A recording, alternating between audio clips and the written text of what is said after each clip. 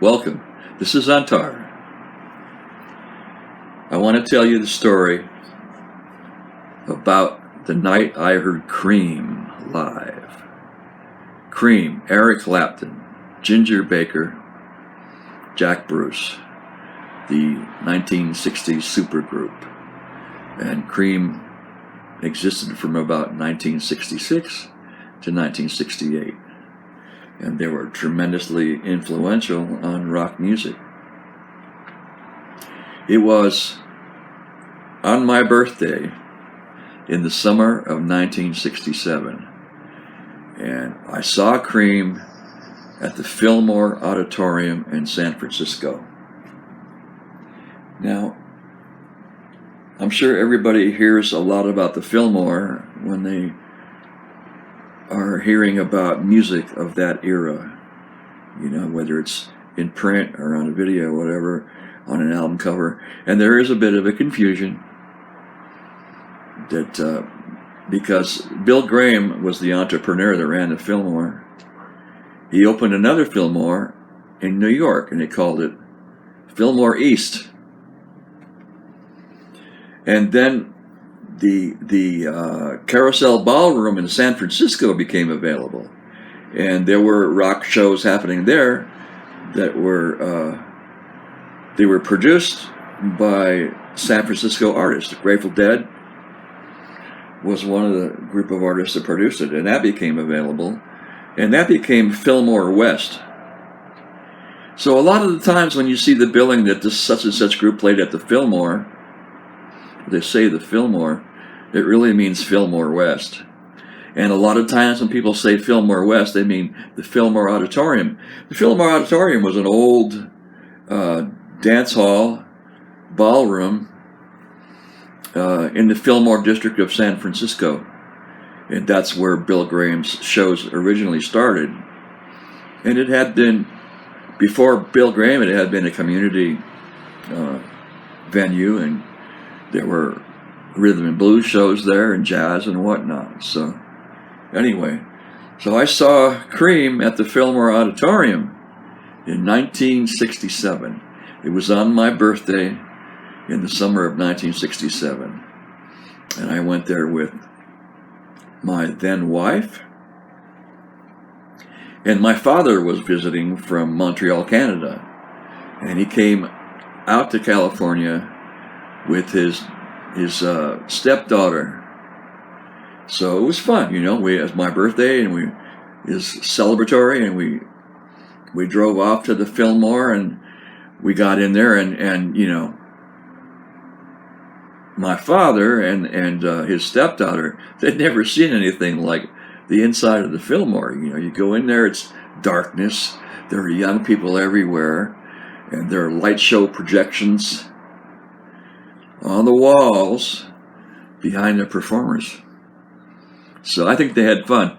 So when we got there and we sort of grouped together, we decided to split off. So my wife and I, we split off in one direction, and my father and his stepdaughter, they split off and did their thing, I remember that my father was art director for Canadian Broadcasting Company, and he himself was an artist.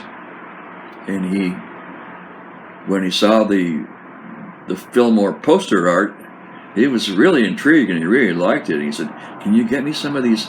I like the handbills. I want the handbills." And so, I got him a bunch of handbills that he could take back to Montreal, So that's history. Those posters really have become a big deal. Collector's items going for enormous sums of money. So anyway, we're there. We're going to see Cream. Cream comes out. There's three guys, and they're playing, and it just seemed like they were having a bad night, and they weren't all that serious about it. And somebody kicked somebody else in the ass physically. I'd seen that before with an English group. Kicking someone's ass on the stage, literally. So what was going on was, the sound systems in those days were not very developed yet like now. Like now they have these big mega sound systems. People mic their guitar amplifiers into the sound system. You see Eric Clapton videos from the 2000s or the 90s even. He brings a small amp onto the stage, puts it on a chair, puts a mic on it in the PA, because the PAs are, the sound systems are enormous these days.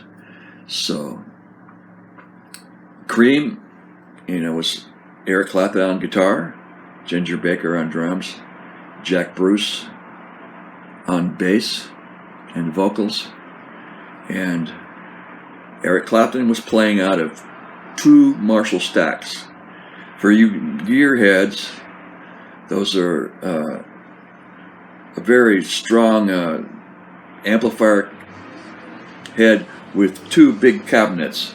So you got 1 stack, and then you buy another one and put it next to it. So you've got 4 cabinets and 2 heads, and it's very loud. And same with Jack Bruce also had 2 Marshall stacks. These are Marshall amps that from Jim Marshall in England. So at the time, high volume was becoming a dimension of the music. It was part of what made that music, and it was part of what made it attractive to people. So unfortunately, the Fillmore on that night didn't have much of a sound system. They had 2 big PA speakers, and I heard from a friend that used to work there that the amplifier was a home stereo Macintosh preamp, which had been donated to the Fillmore. Well, that's maybe good for your living room, but in those days. So anyway, the upshot of it is that they couldn't hear themselves. They couldn't hear the vocals. They could hear the instruments. There's only 3 guys, and they used to play really loud, but they couldn't hear the vocals very well, and it wasn't going well, and I heard that Cream didn't have a lot of songs anyway. That's why they used to launch into these big, long jams. They only had a few songs. They have recorded some really good songs. Some of the songs are really, really good, but they didn't really have a lot of songs to actually play in front of an audience, and they were touring all over the world. So they came up with an idea. It was a very clever idea. And that idea was that each musician would play a solo. No, I don't mean a solo. I mean each musician would play by himself on the stage, and the other 2 musicians would be off stage.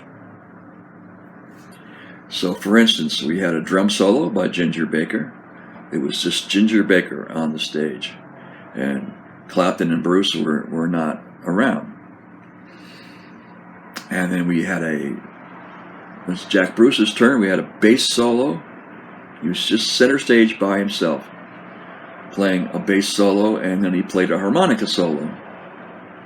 And then Eric Clapton, he stood center stage, and he improvised blues licks for half an hour, and with a momentum and a drive, And he had mentioned in one of those videos you can see on social, online, that he was working from stock blues phrases. So he had this ability to play stock blues phrases and run one into another, and then into another, and then into another. So it was a very linear kind of way of expressing. So he was just, if you're up there by yourself and you're trying to keep a beat and a momentum and an energy, it was just brilliant, He just kept going. There wasn't a pause in the whole half an hour.